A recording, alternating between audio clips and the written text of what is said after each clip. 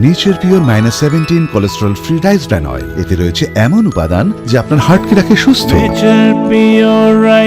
আপনার হৃদয় সত্যিকারের বন্ধু। আজ থেকে শুরু হওয়া 2026 সালের উচ্চ মাধ্যমিক পরীক্ষার প্রথম দিনে উত্তর দিনাজপুর জেলার করণদিঘি ব্লকের অন্তর্গত রসাখোয়া হাই স্কুলে এক বিশেষ কর্মসূচির আয়োজন করা হয়। করণদিঘির জনপ্রিয় বিধায়ক গৌতম পাল মহাশয়ের অনুপ্রেরণায় এবং তার নির্দেশেই এই সুন্দর উদ্যোগটি সফল হয়েছে।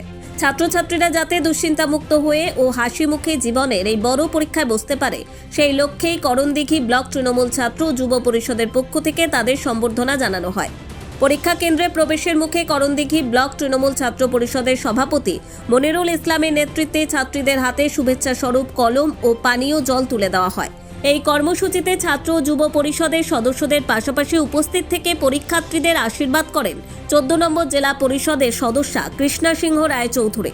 এছাড়াও উপস্থিত ছিলেন রসাখোয়া 2 নম্বর গ্রাম পঞ্চায়েতের প্রধানের প্রতিনিধি লাল মাহমুদ মহাশয়, অঞ্চল সভাপতিগণ এবং তৃণমূল ছাত্র ও যুব পরিষদের এক ঝাঁক একনিষ্ঠ কর্মী ও সদস্য।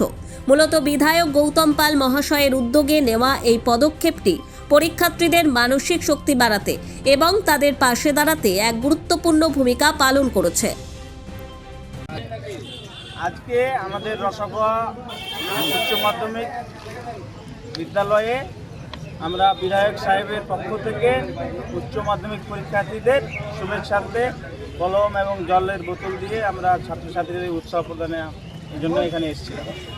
আমরা প্রায় 240 জন ছাত্রছাত্রী এই স্কুলে রসাখোয়া হাই স্কুলে সেন্টার করেছে, তাদের প্রত্যেককে আমরা জলের বোতল এবং কলম দিয়ে একটু উৎসাহ প্রদান করলাম।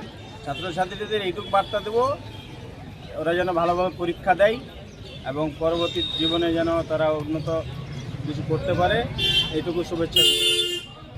আমার নাম লাল মোহাম্মদ।